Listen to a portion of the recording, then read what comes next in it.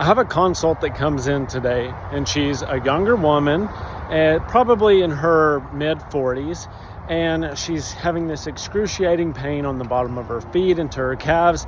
Even for me to touch them is excruciating and not putting a lot of pressure.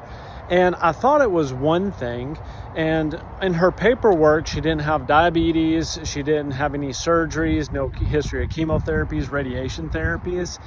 But once I got to the end portion of that, she looked really healthy too.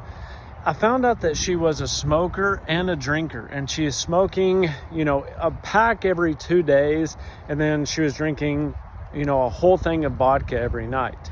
And I told her, and she didn't realize that smoking and alcohol could cause neuropathy, and they're one of the biggest risk factors for this.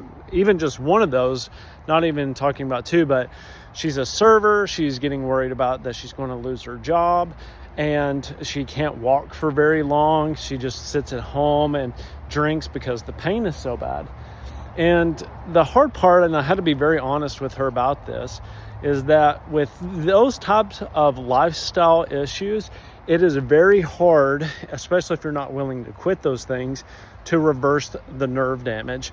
It's just, if you went home today and your house is on fire, and instead of putting the fire out, you just start trying to rebuild your house, you're never going to make any ground, and it's probably still going to be there in the long run. And so after this conversation, I told her, look, what are the odds of you being able to quit or slow this down? And she said, not likely. And then, because my time is very valuable and I don't want to waste hers, I don't want to waste her money, I told her, look, there's really not much that I can do if you're not willing to quit these, and you need to understand that. While the treatments may help and get some temporary relief, they're not going to fix the problem until you stop these things. And she just said, okay, I understand. And I know not everybody on here is like that, but it's very important for you, especially if your doctor isn't telling you these things, that if you continue doing these things that are causing damage to your body, just like if there's a fire in your house and you're not putting it out, it's going to be very hard for you to recover from these types of conditions. So hopefully this is helpful. Hopefully this gives you some motivation to take control of your health. If you have any questions or comments, please comment below.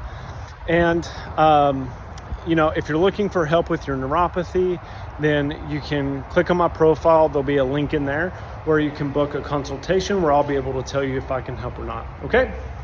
Have a great day, everybody. Bye.